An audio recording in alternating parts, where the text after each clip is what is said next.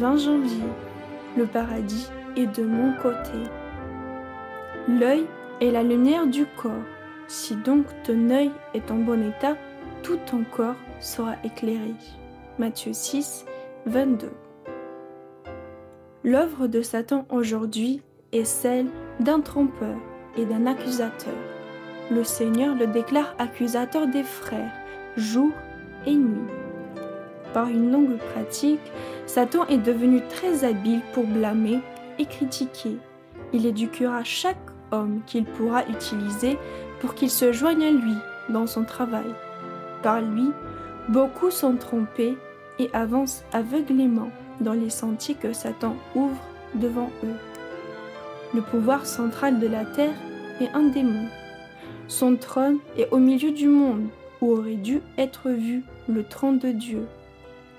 Il a été instauré par l'Église, car l'Église s'est conformée au monde et vit dans la transgression de la sainte loi de Dieu.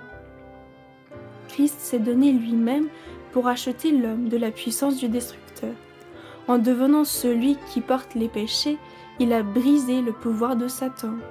Il dit « Je deviendrai le centre du monde racheté. Toutes les agences saintes, dit Dieu, je les placerai en opposition aux armées de l'ennemi invisible pour détruire sa puissance. L'action éternelle du Saint-Esprit sauvera l'homme des effets du péché et restaurera en lui l'image de Dieu. Le Seigneur ne laissera pas les humains.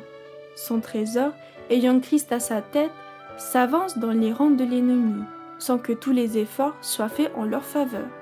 Leur seul espoir est d'obéir au commandement de Dieu. C'est l'Évangile qui a retenti tout au long de notre histoire. Christ envoie à tous cette invitation.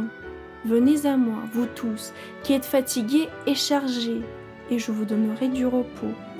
Prenez sur vous mon joug, et apprenez de moi, car je suis doux et humble de cœur, et vous trouverez le repos de vos âmes, car mon joug est aisé, et mon fardeau est léger. Matthieu 11, de 28 à 30. Depuis des siècles, cette invitation, venez à moi vous tous qui êtes fatigués et chargés, a retenti de façon claire au-dessus de la confusion et des problèmes du monde.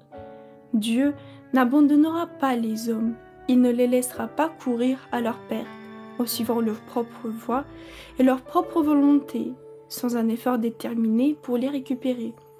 Le but du ministère de Christ est la portée de sa grande miséricorde et de sa puissance sans limite.